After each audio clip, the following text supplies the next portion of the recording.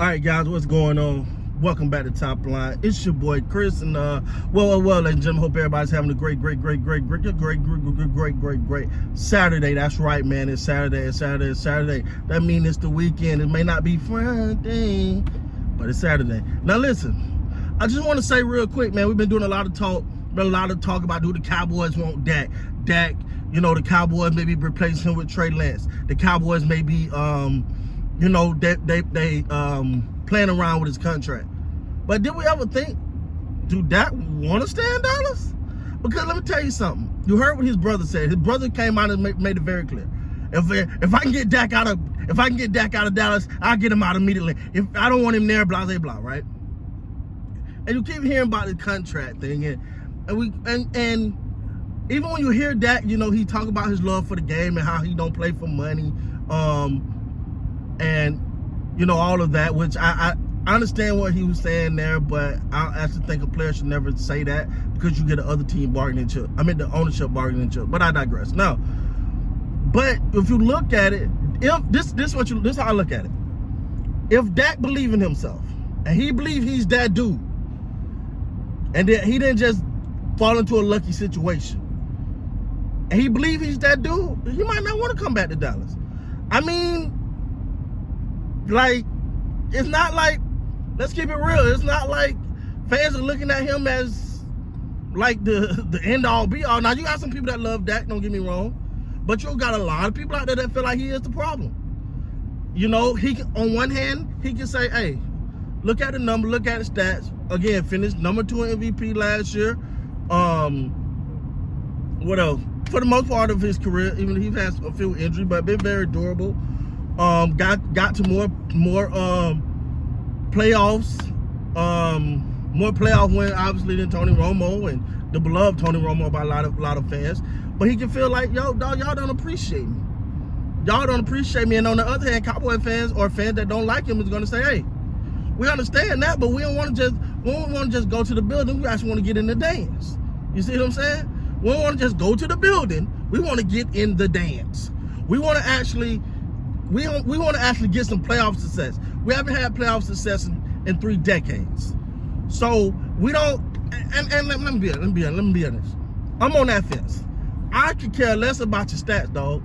For me personally, I can care less about your stats. I understand now you don't want your quarterback throwing interceptions and you want him to be able to lead the team and blah blah blah.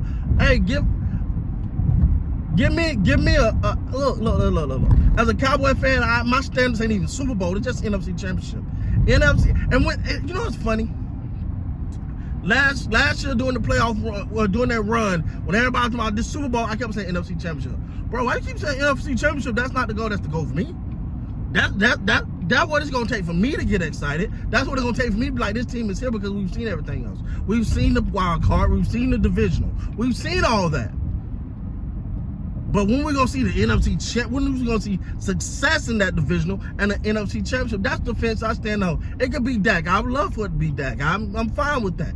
But if it's not Dak, it could be Rusty Diaper Man. I don't care. I just want to get to NFC Championship, man. That is my goal. So when people are like, man, oh Chris, man, you always down talking to Cowboys. You're always putting the Cowboys down. No, I'm looking at the simple things that I'm like, that's what stops us. That's what's gonna stop us. That's what's gonna stop us from getting to that NFC Championship. That mentality, right? That's why we can't get to the NFC Championship. Like, who loses this much? Who loses this much? And the standard has just been dropping for the Cowboys now. We went from Super Bowl or bust to, and back in the heyday, you know, with the great Aikman and Emmett and Mike, the best receiver of all time, Michael Irvin. I'm biased. You know, from those guys, don't forget that vaunted defense. But we went from championship to, all right, can get back to the Super Bowl to, well, damn, are we ever gonna make the NFC Championship? Now we just hanging on. Hey, we won 12 games in a row. Well, I guarantee if you put me in a foot race against my 7-month-old, I'm gonna win. Do that mean I'm fast? No, it don't. I don't think the Cowboys have played enough competition to hold those 12 wins is some type of high regards. It's some type of high stakes. That's the place right there, man. And some type of high stakes. You know what I'm saying? I don't hold them there. I really don't, man. And now you got, so Pro Football Focus came out and said Cowboys is the number 9 best team behind, and it stands behind that defense and their ability to rush the passer.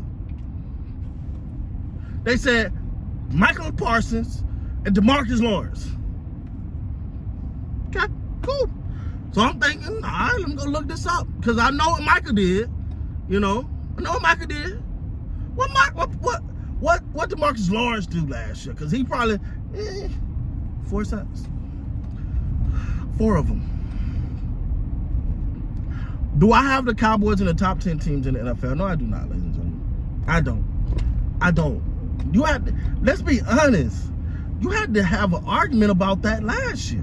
Whether they was in the whole entire NFL, were they a top 10 team last year?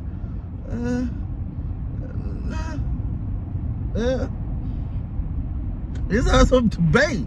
So you take what they've lost, and it's like all of a sudden, and I hate this for these rookies, man. These rookies now are put on some type of like, they go out there and chew gum. They're like, oh my God, woo, he about to be a monster. Did you see him chew that gum? Oh, he's chewed like a monster. Yo, come on, man. Come on, bro. I'm just not, and I hate this, bro, because it make it sound like I don't love my team, like I don't want to win. I'm just not gonna sit here and be dumb. This team did, how do we sit? I just don't understand the process of us. We sit here and watch a team do nothing. You watch a team lie to you, and then I pointed out on the channel and said I wasn't. You can't say I was. I was like, uh-oh, the tide switching. They did nothing in free agency, but got Hendricks. And now don't get me wrong, like Hendricks, it actually looked like a linebacker. The rest of you guys, he looked like a linebacker. Like, we haven't seen that. And then, oh my God, the Mike Zimmer. I love Mike Zimmer. Don't get me wrong. But the Cowboys don't love him. How you say that, Chris? Because if I love somebody, I ain't signing them to a 1-year deal. If I love a player, if I love a coach, I ain't signing it to a 1-year deal. So for me personally, all that, it's just a bunch of hype right now. I'm tired of the hype. Let's hype up Mike Zimmer. Let's hype up Kendrick. Let's act like he ain't been in the league for a century. Let's hype up these rookies that ain't took us now. Oh my God, Zeke Elliott back. Woo! That's gonna set us on fire. Oh, that's it right there. The run game on lock. Really? Sorry. Can't buy into that. Love my team, but I'm just not oblivious to reality. The team last year were better than this team that we have this year. And guess what? We still didn't have the mental fortitude to get it done. We got embarrassed by a bunch of young bucks. Say that again. We got embarrassed, not just beaten, by a bunch of young bucks.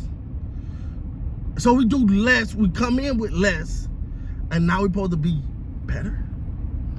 I digress, man. You tell me. With that being said, guys, please like, comment, subscribe to the channel. Till next time, you guys be great, man.